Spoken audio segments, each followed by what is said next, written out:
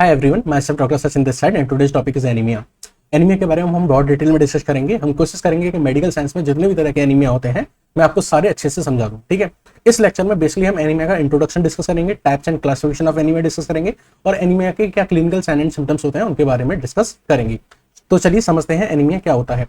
जैसा कि आप जानते हैं, आपका जो ब्लड होता है उसमें दो मेन कंपोनेंट होते हैं। जो फ्लूइड कंपोनेंट होता है, लिक्विड कंपोनेंट होता है, उसको हम प्लाज्मा बोलते हैं, और जो सॉलिड कंपोनेंट होता है उसको हम ब्लड सेल्स या फिर ब्लड कॉर्पस्कल्स बोलते हैं। आपके ब्लड में मेनली तीन तरह की सेल्स पाई जाती हैं। एक होती है आरबीसी, दूसरी होती है डब्ल्यूबीसी और तीसरी होती है प्लेटलेट्स। आपके ब्लड में जो सबसे ज्यादा ब्लड सेल्स पाई जाती हैं वो होती है आरबीसी। अगर यही आरबीसी आपके ब्लड में अपनी नॉर्मल लिमिट से कम हो जाती है, क्या होती है, अपनी नॉर्मल लिमिट से कम हो जाती है, तो इसी कंडीशन को हम बोलते हैं एनीमिया। आई रिपीट अगेन, आपके ब्लड में सबसे ज्यादा जो ब्लड सेल्स पाई जाती हैं वो आरबीसी होती हैं। यही आरबीसी अगर अपनी नॉर्मल लिमिट से कम हो जाती है तो इसी को हम क्या बोलते हैं, एनीमिया बोलते हैं। तो डेफिनेशन यहां से आप कंक्लूड कर सकते हैं एनीमिया की, reduction of the red blood cell count. अगर आपके ब्लड में आरबीसी का रिडक्शन हो जाता है, कितना रिडक्शन हो जाता है, इसकी नॉर्मल लिमिट से कम हो जाती है। अगर आरबीसी आपके ब्लड में अपनी नॉर्मल लिमिट से कम हो जाती है तो इस कंडीशन को हम क्या बोलते हैं, इस कंडीशन को हम एनीमिया बोलते हैं। अभी नॉर्मल लिमिट कितनी है, तो फॉर द मेल्स ये जो नॉर्मल लिमिट होती है वो होती है 5 to 5.5 मिलियन पर cubic MM, and for the females ये जो वैल्यू होती है वो होती है 4.5 to 5 मिलियन पर क्यूबिक एमएम। यानी कि पर क्यूबिक एमएम एरिया में इतनी ब्लड सेल्स होनी चाहिए। इससे अगर कम होती है तो पर्सन क्या है, एनीमिक है।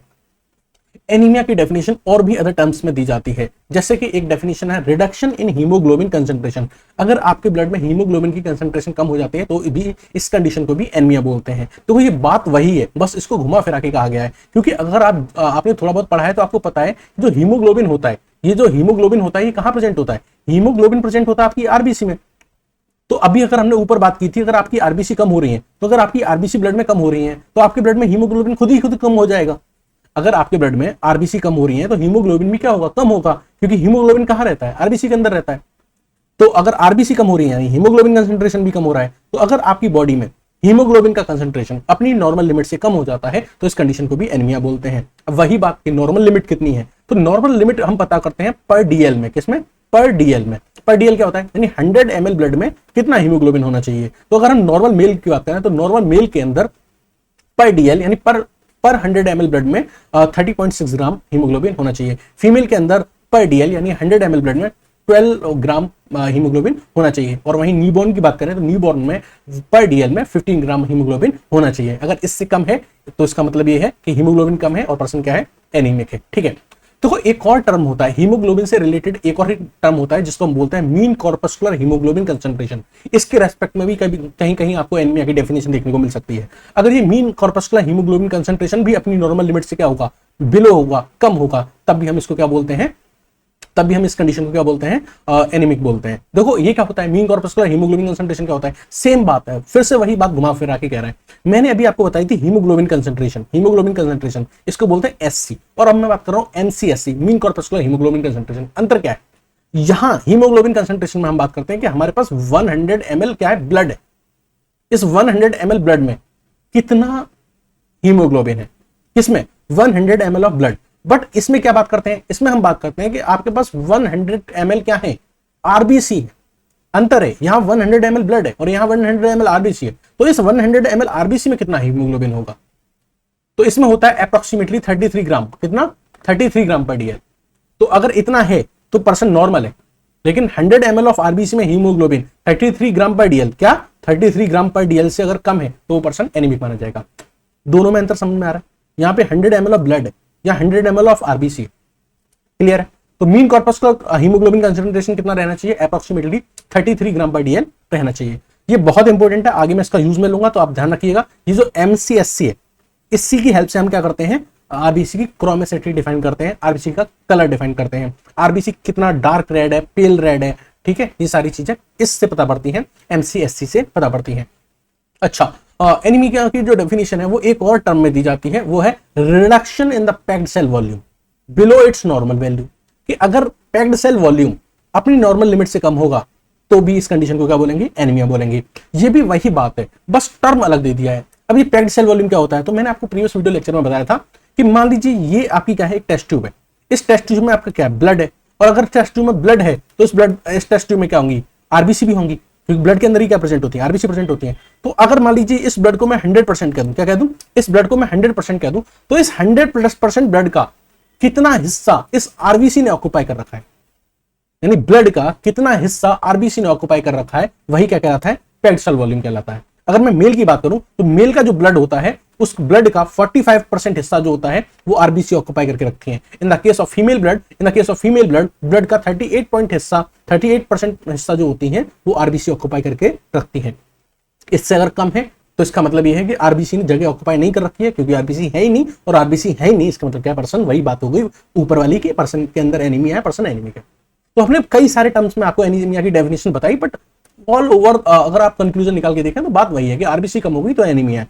तो हमने पहली जो डेफिनेशन वो दी थी वो थी reduction in the RBC count. दूसरी हमने जो डेफिनेशन दी थी reduction in the haemoglobin concentration. तीसरी जो हमने डेफिनेशन दी थी reduction in the mean corpuscular haemoglobin concentration. And the fourth जो हमने दी थी वो थी reduction in the packed cell volume. ठीक है, सारी बातें घूम फिर के वहीं आ जाती है। चलिए, ये तो हमने बात करी कि एनीमिया क्या होता है। अब हम थोड़ा अपनी आरबीसी के बारे में, जिसका रिडक्शन हो रहा है, जिसकी वजह से एनीमिया होता है, उसके बारे में थोड़ा बात कर लेते हैं। आरबीसी का हम बात कर रहे हैं तो उसकी जो नॉर्मल शेप होती है वो बाइकॉन्केव डिस्क शेप होती है। यहाँ जो आप देख रहे हो थाली के जैसे डिस्क शेप, डीवीडी आती थी पहले कैसेट टाइप की गोल गोल, अगर आपने वो देखी हो तो आपकी जो आरबीसी होती है ये टॉप व्यू है और ये फ्रंट व्यू है, ठीक है, साइड व्यू है। तो आप दोनों देख सकते हैं ये थाली की तरह बाइकॉन्केव होती है और कैसी होती है, डिस्क शेप्ड होती है। अगर मैं इसका नॉर्मल साइज की बात करूं तो नॉर्मल साइज जो आरबीसी का होता है वो होता है 7 to 8 माइक्रोमीटर।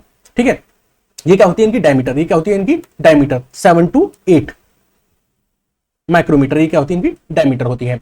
अगर डायमीटर 7 to 8 से कम है, क्या है 7 to 8 से कम है, यानी कि लेस देन 6 है, अगर डायमीटर लेस देन 6 है तो ये आरबीसी जो होगी ये स्मॉल इन साइज की होगी और इसको हम बोलेंगे माइक्रोसाइटिक आरबीसी।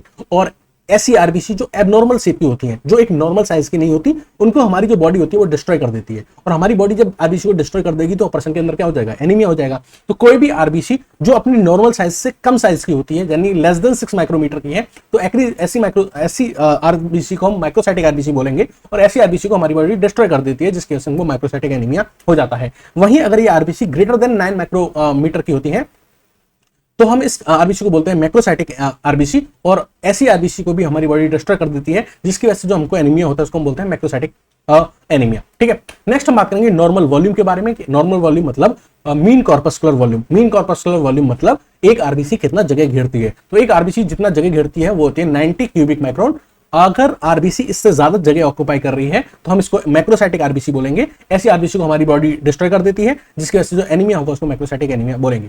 अगर मान लीजिए वॉल्यूम 90 माइक्रोमीटर से कम है तो ऐसी आरबीसी जो होंगी वो माइक्रोसाइटिक आरबीसी कहलाई जाएंगी। और ऐसी भी आरबीसी को हमारी जो बॉडी होती है वो डिस्ट्रॉय कर देती है, जिसकी वजह से जो एनीमिया होता है उसको हम क्या बोलते हैं, माइक्रोसाइटिक एनीमिया बोलते हैं। कहने का मतलब ये हुआ कि अगर आपकी आरबीसी अपनी नॉर्मल शेप, अपनी नॉर्मल साइज, अपनी नॉर्मल वॉल्यूम से अगर कम है या ज्यादा है, दोनों केसेस में आपकी बॉडी इसको टॉलरेट नहीं करती है, इनको डिस्ट्रॉय कर देती है। अगर कम है तो इसको हम माइक्रोसाइटिक बोलते हैं और ज्यादा है तो हम इसको मैक्रोसाइटिक बोलते हैं। कम होने की वजह से डिस्ट्रक्शन हो रहा है तो ये माइक्रोसाइटिक एनीमिया हो जाता है, और ज्यादा होने की वजह से डिस्ट्रक्शन हो रहा है तो ये मैक्रोसाइटिक एनीमिया हो जाता है।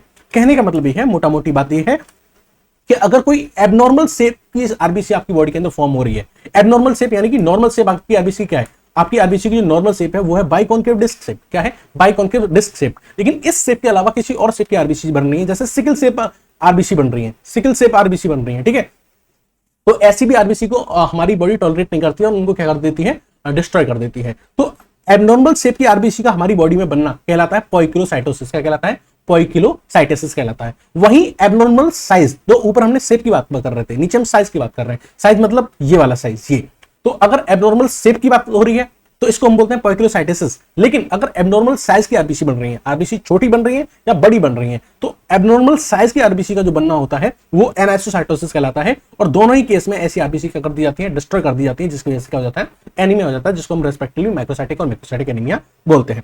तो एबनॉर्मल शेप की आरबीसी बनना इज पॉइकिलोसाइटोसिस, एबनॉर्मल साइज की आरबीसी बनना इज एनाइसोसाइटोसिस। दोनों ही की वजह से क्या होगा, एनीमिया होगा। ठीक है, तो यहां अगर आप देख पा रहे हैं in this diagram, this is normocyte, normal shape है, या ये माइक्रोसाइट है, एंड दिस इज मैक्रोसाइट। आपको देखने में बड़ा लग रहा होगा, वो स्टेन है, वो जो सराउंडिंग है वो स्टेन है। आरबीसी का साइज जो है माइक्रोसाइट में छोटा हो जाता है एंड मैक्रोसाइट में बड़ा हो जाता है। ठीक है, एबनॉर्मल शेप की बनती है तो दिस इज कॉल्ड पॉइकिलोसाइटोसिस। यहां देख रहे हैं आप, एबनॉर्मल शेप की आरबीसी बन रही है, और एबनॉर्मल साइज की आरबीसी बनती है तो this is called as anisocytosis. ठीक है, अब हम बात करें कॉज ऑफ एनीमिया की। तो कॉज ऑफ एनीमिया हमने अभी देखा कि अगर या तो एबनॉर्मल शेप बने तो एनीमिया हो रहा है, या एबनॉर्मल साइज बनी तो एनीमिया हो रहा है। तो पॉइकिलोसाइटोसिस और एनाइसोसाइटोसिस दोनों ही रीजन होते हैं एनीमिया के। इसके साथ साथ और एनीमिया का कॉज क्या हो सकता है कि आरबीसी बने ही ना, आरबीसी का फॉर्मेशन इफेक्ट हो रहा हो, आरबीसी का फॉर्मेशन क्या हो रहा हो, कम हो रहा हो, तभी भी तो एनीमिया हो जाएगा। दूसरी चीज ये हो सकती है कि बन तो सही रही है बट डिस्ट्रक्शन ज्यादा हो रहा है, यानी इंक्रीज इन द डिस्ट्रक्शन, ये भी कॉज होता है एनीमिया का। तो हमने क्या देखा, हम देख रहे थे कॉज ऑफ एनीमिया, क्या देख रहे थे, कॉज ऑफ एनीमिया। तो कॉज ऑफ एनीमिया में हमने क्या देखा, या तो पॉइकिलोसाइटोसिस या एनाइसोसाइटोसिस, यानी या तो एबनॉर्मल शेप बन रही है या फिर एबनॉर्मल साइज बन रहा है, दोनों को हमारी बॉडी टॉलरेट नहीं कर रही है, डिस्ट्रॉय कर दे रही है, डिस्ट्रॉय कर दे रही है, तो क्या हो रहा है, एनीमिया हो रहा है। ठीक है, दूसरा रीजन हो सकता है कि फॉर्मेशन ही कम हो रहा हो, हमारी जो बोन मैरो है, आरबीसी का फॉर्मेशन कहाँ होता है, बोन मैरो में, हमारा बोन मैरो कम आरबीसी बना रहा हो, तभी भी तो एनीमिया होगा। तो ये भी केस हो गया एनीमिया का। ऐसा भी हो सकता है कि हमारा बोन मैरो सही आरबीसी बना रहा है, सही अमाउंट में बना रहा है, बट डिस्ट्रक्शन ज्यादा हो गया है। अब डिस्ट्रक्शन का रीजन कुछ भी हो सकता है, ऊपर वाला रीजन भी हो सकते हैं, कोई अदर रीजन भी हो सकता है, यानी डिस्ट्रक्शन ज्यादा हो रहा है, उसकी वजह से भी क्या होगा, एनीमिया होगा। बात समझ में आ रही? तो अब हम बेसिकली क्लासिफिकेशन एनीमिया और टाइप्स ऑफ एनीमिया के बारे में डिस्कस करने जा रहे हैं। ठीक है, now we will discuss about the classification of anaemia. So anaemia have majorly two classification, one is Wintrobe classification and another is Whitby classification. जो आपका विट्स-बाई क्लासिफिकेशन है, इसको हम इटियोलॉजिकल क्लासिफिकेशन या फिर पैथोफिजियोलॉजिकल क्लासिफिकेशन भी कहते हैं। इसलिए कहते हैं क्योंकि ये जो विट्स-बाई क्लासिफिकेशन है, ये किस पे बेस्ड होता है, on the basis of cause और ऑरिजिन। यानी कि जो आपका विट्स-बाई क्लासिफिकेशन है, इसमें जो एनीमिया का क्लासिफिकेशन किया गया है, वो एनीमिया के कॉज और ऑरिजिन के बेस पे किया गया है कि एनीमिया आखिर हुआ क्या, उसका कॉज क्या था। जैसे कि क्या पर्सन का ब्लड लॉस हुआ था, किसी भी एक्सीडेंट, ट्रॉमा या इंजरी की वजह से, उसकी वजह से एनीमिया हुआ। जो एनीमिया है वो हेरिडिटरी है या एक्वायर्ड है, यानी पेरेंट्स से कोई कैरेक्टर ट्रांसफर हुए थे बच्चे के अंदर, उसकी वजह से एनीमिया हुआ है, या पैदा होने के बाद एक्वायर्ड कैरेक्टर की वजह से उसके अंदर एनीमिया हुआ है किसी इन्फेक्शन की वजह से, या फिर हम ये देखते हैं कि क्या बोन मैरो सही से फंक्शन नहीं कर रहा है इसलिए एनीमिया हुआ है बेसिकली, या फिर हम ये भी देखते हैं कि कोई विटामिन डेफिशिएंसी है जिसकी वजह से आरबीसी मैच्योर नहीं हो पा रही है, उसकी वजह से एनीमिया हो रहा है। तो बेसिकली इन विट्स-बाई क्लासिफिकेशन, जिसको हम इटियोलॉजिकल या पैथोफिजियोलॉजिकल क्लासिफिकेशन भी कह रहे हैं, इसमें हम कॉज और ओरिजिन देखते हैं, उसके बेसिस पे एनीमिया को क्लासिफाई करते हैं। जो आपका दूसरा है वो है विंट्रो क्लासिफिकेशन। विंट्रो क्लासिफिकेशन को हम मॉर्फोलॉजिकल क्लासिफिकेशन भी बोलते हैं, और जैसे इसके नाम में है मॉर्फोलॉजिकल क्लासिफिकेशन, यानी कि ये मॉर्फोलॉजी पे बेस्ड होगा। किसकी मॉर्फोलॉजी पे बेस्ड होगा, आरबीसी की मॉर्फोलॉजी पे बेस्ड होगा। अब आरबीसी की मॉर्फोलॉजी से क्या मतलब है, तो आरबीसी की मॉर्फोलॉजी में हम किसको काउंट कर रहे हैं यहाँ पे क्लासिफिकेशन में, आरबीसी के साइज को, आरबीसी के कलर को और आरबीसी के नंबर को, यानी रेड सेल काउंट को। तो मॉर्फोलॉजिकल क्लासिफिकेशन जिसको हमने विंट्रो क्लासिफिकेशन कहा है, ये किस पे बेस्ड है, मॉर्फोलॉजी पे बेस्ड है, आरबीसी की मॉर्फोलॉजी पे बेस्ड है, आरबीसी के साइज, कलर और रेड सेल काउंट को लेके यहाँ पे क्या हुआ, क्लासिफिकेशन हुआ। तो सबसे पहले हम साइज को लेके क्लासिफिकेशन करते हैं। साइज जो आरबीसी का काउंट होता है वो काउंट होता है एमसीवी में। एमसीवी मतलब मीन कॉर्पस्कुलर वॉल्यूम, और इस मीन कॉर्पस्कुलर वॉल्यूम का मतलब होता है कि एक आरबीसी का कितना वॉल्यूम घेरा जाता है, एक आरबीसी कितना वॉल्यूम घेरता है, तो उसकी वैल्यू होती है 90 क्यूबिक माइक्रोन। ठीक है, तो इतना एक आरबीसी जगह घेरता है, इतना एक आरबीसी का वॉल्यूम होता है जो उसके साइज को डिटरमाइन करता है। ये नॉर्मल वैल्यू है। अच्छा, अब तीन कंडीशन हो सकती हैं, या तो इससे कम हो, या इससे ज्यादा हो, या इतना ही हो। अगर इससे कम साइज होता है तो उसको हम बोलेंगे मैक्रोसाइटिक आरबीसी, इससे ज्यादा साइज होता है तो हम उसको बोलते हैं मैक्रोसाइटिक आरबीसी, और इतना ही होता है तो हम उसको क्या बोलते हैं, नॉर्मोसाइटिक आरबीसी। तो सबसे पहले क्लासिफिकेशन साइज के ऊपर होगा। अगर देखो आरबीसी का साइज छोटा या बड़ा है तो हमारी बॉडी उसको टॉलरेट नहीं करती है, उसको डिस्ट्रॉय कर देती है और हो जाता है एनीमिया। तो सबसे पहले तो यही है कि अगर साइज एमसीवी लेस देन 90, अगर साइज छोटा है, तो हमारी बॉडी ऐसी आरबीसी को डिस्ट्रॉय कर देगी, और ऐसी कंडीशन में जो एनीमिया होगा उसको हम बोलेंगे मैक्रोसाइटिक एनीमिया। ठीक है, दूसरी कंडीशन क्या हो सकती है कि बड़ा हो, मैंने बताया था ना, छोटा बड़ा दोनों ही टॉलरेट नहीं करती है, तो MCV is greater than 90, it is called macrocytic anaemia.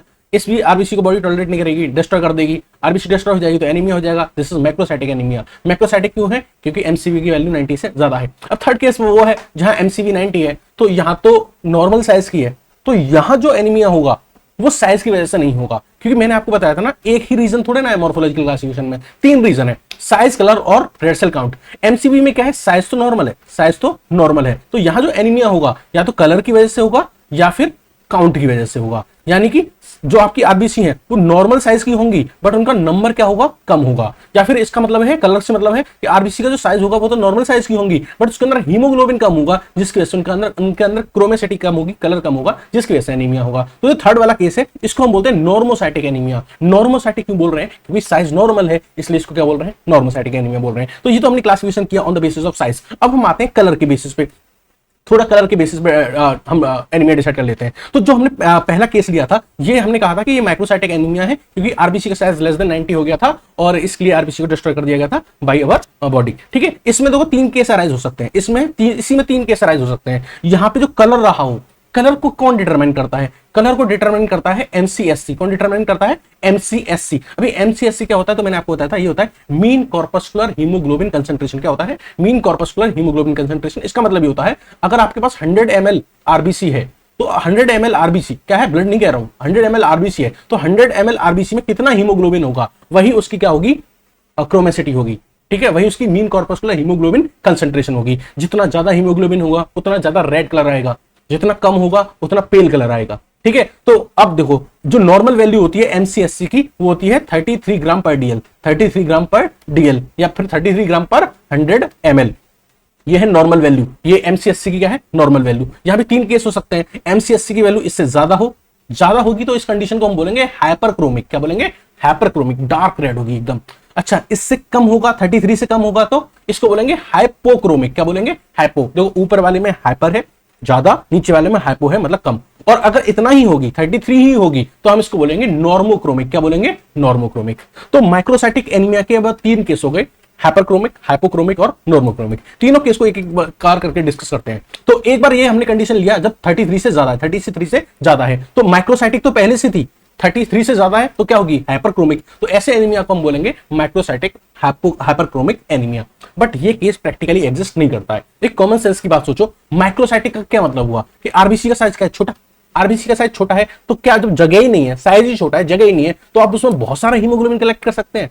कि नॉर्मल लिमिट से बहुत ज्यादा आप हीमोग्लोबिन कलेक्ट कर सकते हैं? नहीं कर सकते ना, क्योंकि जगह ही नहीं है, एकोमोडेट कहां करोगे। तो ये वाला जो केस है ये नॉट नोन है, प्रैक्टिकली एग्जिस्ट नहीं करता है। माइक्रोसाइटिक हाइपरक्रोमिक एनीमिया का केस एग्जिस्ट नहीं करता है प्रैक्टिकली। ठीक है, थ्योरेटिकल है।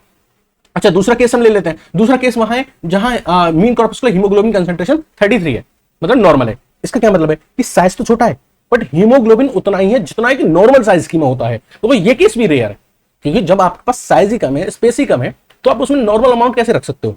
बट आप कह ठूस ठूस के रख दो। तो बहुत रेयर केसेस में ऐसा हमको देखने को मिलता है। तो ये जो माइक्रोसाइटिक नॉर्मोक्रोमिक एनीमिया है ये भी रेयर होता है, और ये अगर हमको देखने को मिलता है तो ये लेस कॉमन होता है। अगर हमको देखने को मिलता है तो कुछ जेनेटिक इश्यूज होते हैं उसमें देखने को मिलता है, लेड की पॉइजनिंग में देखने को मिलता है अर्ली स्टेजेस में। ठीक है, तो ये था माइक्रोसाइटिक नॉर्मोक्रोमिक एनीमिया, कि जहां पे आरबीसी का साइज तो छोटा था लेकिन जो क्रोमेसिटी थी, जो हीमोग्लोबिन की कंसंट्रेशन थी, वो नॉर्मल थी। देखो जो सबसे ज्यादा केस देखने को मिलता है वो अब है ये वाला, थर्ड वाला। इसी को हम बहुत डिटेल में आने वाले लेक्चर्स में एक एक बहुत डिटेल में समझाएंगे। ठीक है, ये क्या है, ये कौन सा केस है? This is microcytic hypochromic anaemia, यानी कि साइज तो छोटा है लेकिन हीमोग्लोबिन की कंसंट्रेशन भी कम है, लेस देन 33 है।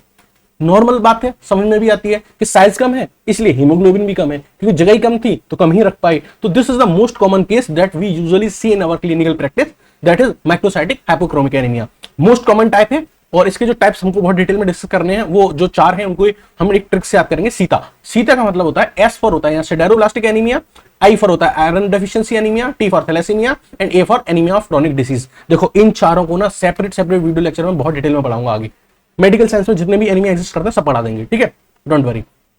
ओके, तो ये हमने डिस्कस कर लिया माइक्रोसाइटिक वाला केस। अब वही सेम चीज हम मैक्रोसाइटिक के लिए डिस्कस करेंगे। अब मैक्रोसाइटिक में भी तो वही 3 केस हो सकते हैं ना, कि एक बार हीमोग्लोबिन कंसंट्रेशन 33 से ज्यादा रही हो, एक बार क्या रही हो, हीमोग्लोबिन कंसंट्रेशन 33 से कम रही हो, और एक बार हीमोग्लोबिन की कंसंट्रेशन 33 ही रही हो।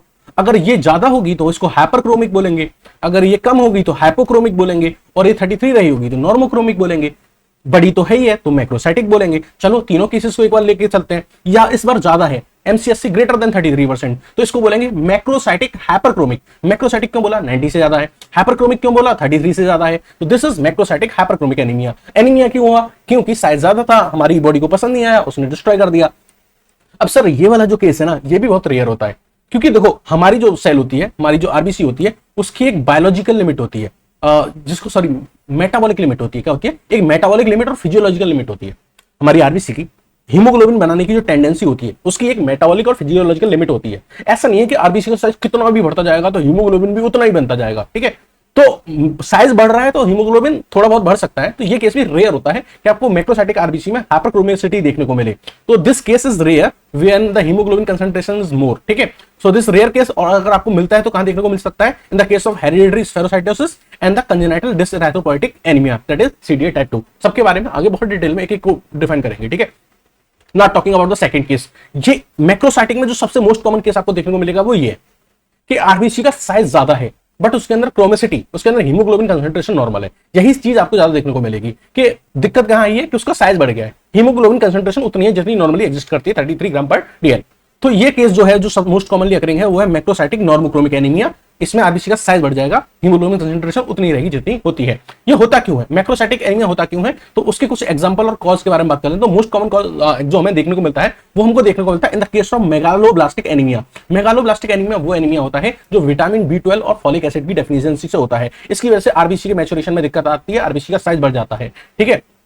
तो इस एनीमिया को हम बोलते हैं मेगालोब्लास्टिक एनीमिया। देखो सिर्फ विटामिन B12 की डेफिशिएंसी है, तो इसको बोलेंगे परनीशियस एनीमिया। सिर्फ विटामिन B12 की डेफिशिएंसी से एनीमिया हो रहा है, pernicious anaemia. Vitamin B12 folic acid दोनों की डेफिशिएंसी है, मेगालोब्लास्टिक एनीमिया, ठीक है। तो एक तो मेगालोब्लास्टिक एनीमिया के केस में हमको मैक्रोसाइटिक आरबीसी देखने को मिलती है, ठीक है, मैक्रोसाइटिक एनीमिया देखने को मिलता है। दूसरा लिवर डिसऑर्डर के केस में भी हमको देखने को मिलता है मैक्रोसाइटिक नॉर्मोक्रोमिक एनीमिया। इसमें भी आरबीसी का साइज बढ़ जाएगा, हीमोग्लोबिन कंसंट्रेशन नॉर्मल रहेगी। इन द केस ऑफ अल्कोहलिज्म, उस केस में भी आपको मैक्रोसाइटिक नॉर्मोक्रोमिक एनीमिया देखने को मिलेगा। हाइपोथायरायडिज्म हुआ, साइटोटॉक्सिक ड्रग के इफेक्ट हुए, माइलोडिस्प्लास्टिक सिंड्रोम हुआ, इन सारे केसेस में भी आपको मैक्रोसाइटिक नॉर्मोक्रोमिक एनीमिया देखने को मिलेगा। इनको भी मैं बहुत डिटेल में एक एक वीडियो लेक्चर में बहुत डिटेल में एक्सप्लेन करने वाला हूं आगे चल के, इनको भी, ठीक है। अच्छा, थर्ड केस जो है ये भी हमको देखने को मिल सकता है जब साइज ज्यादा है और हीमोग्लोबिन कंसंट्रेशन कम है। ये आपको कॉमनली देखने को मिल सकता है, साइज ज्यादा है और हीमोग्लोबिन कंसंट्रेशन उसके अंदर कम है। तो इस केस को हम बोलते हैं मैक्रोसाइटिक हाइपोक्रोमिक एनीमिया। साइज बढ़ गया तो इसलिए मैक्रोसाइटिक, हीमोग्लोबिन कम है इसलिए हाइपोक्रोमिक। इसके जो एग्जांपल होते हैं वही जो आपने अभी ऊपर वाले पढ़े, यही सारे एग्जांपल इसके होते हैं, that is macrocytic hypochromic anaemia. Now talking about the third case. Third case क्या है कि आपकी जो आरबीसी है उसका साइज नॉर्मल है। साइज नॉर्मल है तो मैंने बताया था, अब जो रीजन होगा वो या तो कलर होगा या फिर काउंट होगा। लेकिन इसमें भी आपको तीन केस बना के कलर वाली बात आ रही है तो तीन केस इसमें भी बना लो कि एक बार तो हीमोग्लोबिन ज्यादा हो गया, एक बार हीमोग्लोबिन कम हो गया और एक बार हीमोग्लोबिन नॉर्मल रहा। तो अगर हीमोग्लोबिन ज्यादा हो रहा है तो ये एनीमिया है ही नहीं। क्यों? सोचो, आपका साइज नॉर्मल है, ठीक है, और आपके अंदर हीमोग्लोबिन ज्यादा है, तो एनीमिया वाली कंडीशन तो है ही नहीं। आपका साइज भी ठीक है, आपके पास हीमोग्लोबिन भी अच्छा खासा है। एनीमिया कब बोलते हैं? या तो साइज खराब हो तो एनीमिया होगा, या तो नंबर कम हो तो एनीमिया होगा, या फिर हीमोग्लोबिन कम हो तब एनीमिया होगा। यहां तो सब ठीक है, साइज नॉर्मल है, हीमोग्लोबिन भी अच्छा है, तो ये एनीमिया में एग्जिस्ट नहीं करेगा, ठीक है। So this is not a type of anaemia. इस यहां वो वाला केस एग्जिस्ट कर सकता है जहां नंबर कम हो, काउंट कम हो, बट बेसिकली ये केस हमको देखने को नहीं मिलता है। नॉर्मोसाइटिक हाइपरक्रोमिक एनीमिया नहीं होता है, कुछ एग्जिस्ट नहीं करता है, ठीक है। इसमें जो हमको सबसे ज्यादा देखने को मिलता है नॉर्मोसाइटिक एनीमिया में, वो है नॉर्मोसाइटिक नॉर्मोक्रोमिक एनीमिया। यानी कि साइज भी नॉर्मल है, हीमोग्लोबिन भी जितना होता है उतना है, दिक्कत आ रही है काउंट में, दिक्कत आ रही है रेड सेल के काउंट में। इस केस में आरबीसी का जो काउंट होता है वो डिक्रीज होता है। सबसे मोस्ट कॉमन कॉज जो नॉर्मोसाइटिक एनीमिया का है वो है नॉर्मोसाइटिक नॉर्मोक्रोमिक एनीमिया। आरबीसी का काउंट कम होता है। काउंट कम हो कब होगा? काउंट कम कब होगा तो उसको थोड़ा जूम कर लेते हैं इसको। काउंट जो कम होगा उसके रीजन क्या होते हैं? देखो, उसके रीजन होते हैं एक्यूट ब्लड लॉस।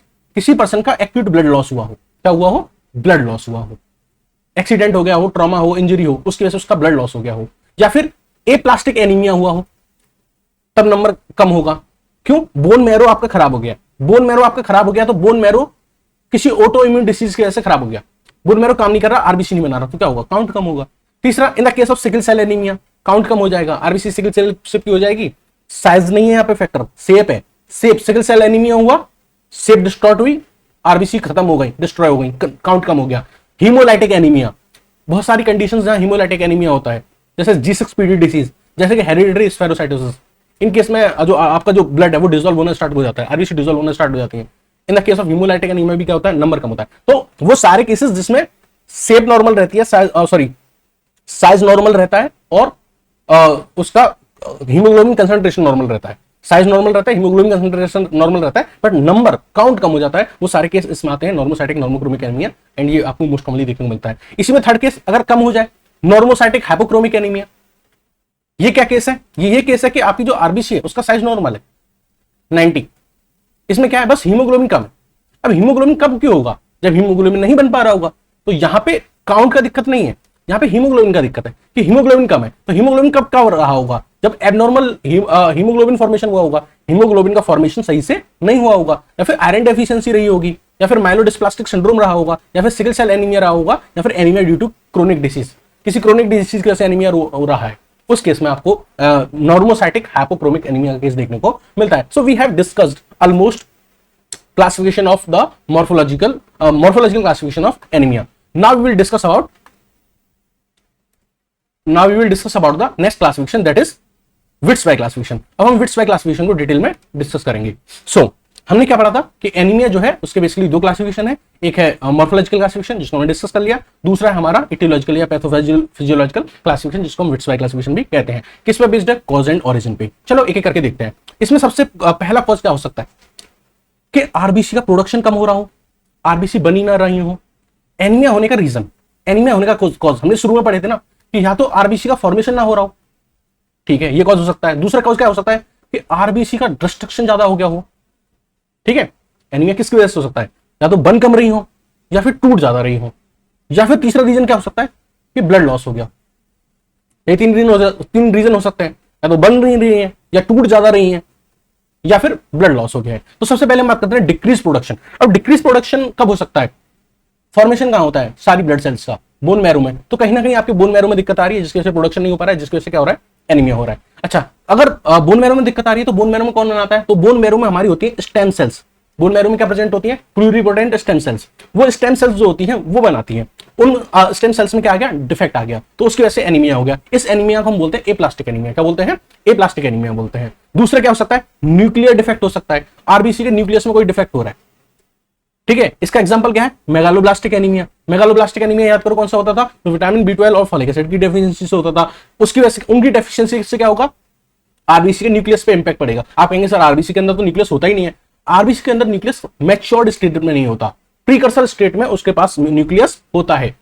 यानी प्रीकर्सर स्टेजेस में आरबीसी की स्टेज होती है ना, मैच्योरेशन स्टेज होती है, तो उनकी जो प्रीकर्सर स्टेज होती है वहां न्यूक्लियस होता है, मैच्योर आरबीसी में नहीं होता, प्रीकर्सर में होता है। तो वहां प्रीकर्सर वाले टाइम पे न्यूक्लियर डिफेक्ट आ गया था, एंड दिस न्यूक्लियर डिफेक्ट की वजह से क्या हुआ, मेगालोब्लास्टिक एनीमिया हुआ। और ये न्यूक्लियर डिफेक्ट क्यों आया, vitamin B12 and folic acid की डेफिशिएंसी की वजह से। अच्छा, साइटोप्लाज्मिक डिफेक्ट हो सकता है, यानी कि आरबीसी के साइटोप्लाज्म में ऐसा डिफेक्ट हो सकता है कि वो उसका साइटोप्लाज्म में जो हीमोग्लोबिन ना बना रहा हो। आरबीसी के अंदर हीमोग्लोबिन होता है ना, हीमोग्लोबिन कम भी होगा तभी भी तो एनीमिया होगा। तो अगर आरबीसी के साइटोप्लाज्म में कोई ऐसी दिक्कत होगी जिसकी वजह से हीमोग्लोबिन नहीं बन रहा, तो भी तो एनीमिया है। तो इसमें दो डिफेक्ट हो सकते हैं, या तो हीम नहीं बन रहा हो या ग्लोबिन नहीं बन रहा हो। हीम किस केस में नहीं बनता, in the case of iron deficiency anaemia, sideroblastic anaemia and anaemia of chronic diseases. अच्छा, ग्लोबिन डिफेक्ट कब आता है, ग्लोबिन कब नहीं बनता, in the case of sickle cell anaemia and in the case of thalassaemia. Okay, so this was the case of decrease production, बन कम रही है। दूसरा हम बात करते हैं इंक्रीज प्रोडक्शन, टूट ज्यादा रही है। टूट ज्यादा रही है, इसके दो रीजन हो सकते हैं, हेरिडिटरी कॉज हो सकता है, एक्वायर्ड कॉज हो सकता है।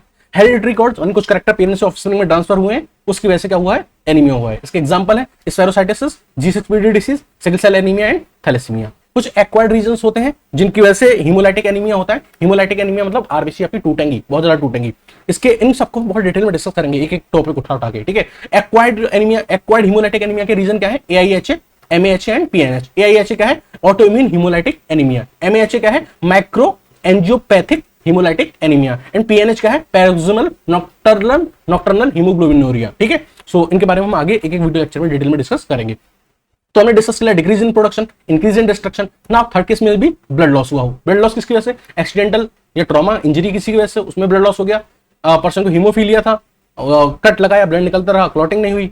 किसी को हैवी मेंस्ट्रुअल ब्लीडिंग हो रही है 10 दिन 20 दिन 25 दिन तो हो रहा है। किसी की सर्जरी हुई है, उसमें ब्लड लॉस हो गया। Whatever may be the reason of blood loss, that will cause the anemia. So this is the etiological classification of anemia. Now we will discuss about some clinical features of anemia. तो anaemia के symptoms क्या होंगे, patient को क्या क्या feel होगा। तो patient को टायर्डनेस फील होगी, थकान फील होगी, बहुत जल्दी थक जाएगा वो, और उसकी मसल्स में वीकनेस रहेगी, आलस रहेगा, सर में दर्द रहेगा। अगर ओल्ड पेशेंट है तो ओल्ड पेशेंट के अंदर सिम्टम्स रहेंगे कार्डिक फेलियर के, एंजीना पेक्टोरिस के, चेस्ट में पेन होगा, इंटरमीडिएटेड क्लोर्डेशन होगा, यानी कि उसकी जो मसल्स में पेन होगा, क्रैम्प आएंगे मसल्स में, थकान होगी, और थोड़ा कंफ्यूजन एंड विजुअल डिस्टर्बेंसेस हो सकते हैं in the advance case of anaemia. Okay, sign of anaemia की बात करें, आप क्या देखेंगे अगर आप एक डॉक्टर हैं तो आप देखेंगे पेलार देखेंगे। पेलार मतलब पेलार का मतलब पेलनेस, ठीक है। अगर मान लीजिए जिसको एनीमिया है उसकी बॉडी के अंदर थोड़ा पेलनेस आपको देखने को मिलेगी। जैसे अगर आप यहाँ देखोगे इस पर्सन को, तो इसको एनीमिया नहीं है, तो इसका जो आपका ये एरिया दिख रहा है ये पिंक पिंक दिख रहा है, so this is pink pink. But अगर इसको एनीमिया है तो ये कैसे दिखेगा, दिस काइंड ऑफ व्हाइटिश। आप टंग चेक करेंगे, टंग पिंक है, नॉर्मल है। टंग अगर आपको पेल कलर की दिख रही है, एनीमिया है। आप उसकी पाम देखेंगे, पाम अगर पिंक पिंक है, नॉर्मल है। पाम अगर एकदम येलो येलो हो रही है, एनीमिया है। So now this is some science, ठीक है। और क्या दिक्कत आपको देखने को मिल सकती है, कार्डियोवास्कुलर सिस्टम में क्या दिक्कत देखने को मिल सकती है, हाइपरडायनामिक सर्कुलेशन में भी प्रेजेंट विद टैकीकार्डिया। पर्सन की हार्ट बीट ज्यादा होगी क्योंकि ब्लड कम है उसके अंदर, ब्लड कम है तो आपका जो हार्ट है उसको एक्स्ट्रा वर्क करना पड़ रहा है, एक्स्ट्रा बहुत जल्दी जल्दी पंप करना पड़ रहा है ताकि बॉडी सारे बॉडी पार्ट्स में ब्लड पहुंच पाए, क्योंकि उसका अमाउंट कम है। तो टैकीकार्डिया देखने को मिल सकता है, हार्ट बीट ज्यादा देखने को मिल सकती है। कोलैप्सिंग पल्स देखने को मिल सकती है, पल्स एकदम उठेंगी, राइज करेंगी, एलिवेट करेंगी और एकदम फॉल करेंगी, मतलब बहुत ही fast elevation and downfall same time पे आपको देखने को मिलेगा। कार्डियोमेगली देखने को मिल सकती है, सर्च का जो हार्ट का जो साइज है वो एनलार्ज देखने को मिल सकता है। मिड सिस्टोलिक फ्लो मर्मर, ये एक साउंड होती है ड्यूरिंग द सिस्टोल, वो देखने को मिल सकती है। डिस्पनिया देखने को मिल सकता है, सांस लेने में दिक्कत हो सकती है। कंजेस्टिव हार्ट फेलियर भी देखने को मिल सकता है, ठीक है, in the case of anaemia. Central nervous system के बारे में बात करें तो फेंटनेस, मूर्छा जाना, गिडीनेस, चक्कर, हेडक और टिनाइटिस, मतलब उसका ऐसा लगेगा कि कान में घंटी बज रही है। Drowsiness, numbness and the tinglingness of the hand and feet, ये सारी सिम्टम्स सेंट्रल नर्वस सिस्टम से रिलेटेड है in the patient of anaemia. Ocular manifestations क्या है, आइज में क्या दिक्कत हो सकती है, रेटिनल हीमोरेज हो सकता है, ठीक है। It is associated with the vascular disease और ब्लीडिंग डायथेसिस। अगर पर्सन के अंदर ब्लीडिंग डायथेसिस है तो उसके अंदर रेटिनल हीमोरेज देखने को मिल सकता है। रिप्रोडक्टिव अगर सिस्टम की बात करें तो मेंस्ट्रुअल डिस्टर्बेंसेस देखने को मिल सकता है, क्योंकि ब्लड कम है तो ब्लड लॉस कहां से होगा, कहां से पीरियड्स आएंगे उसको, तो मेंस्ट्रुअल डिस्टर्बेंसेस देखने को मिल सकता है। एमनोरिया देखने को मिल सकता है, बहुत लंबे लंबे टाइम तक लेडीज को पीरियड्स नहीं हो रहे। मीनोरेजिया देखने को मिल सकता है एंड लॉस ऑफ लिबिडो, उसके अंदर विश नहीं होगी for the intercourse. Gastrointestinal system की बात करना, एनोरेक्सिया हो सकता है, भूख नहीं लगेगी, फ्लोटेंस गैस बनेगी पेट में, nausea, constipation and weight loss के कंडीशंस रहेंगी। सो this was all about the clinical features of anaemia. ये वीडियो लेक्चर आपको कैसा लगा कमेंट सेक्शन में बताइएगा। Thank you and have a nice day.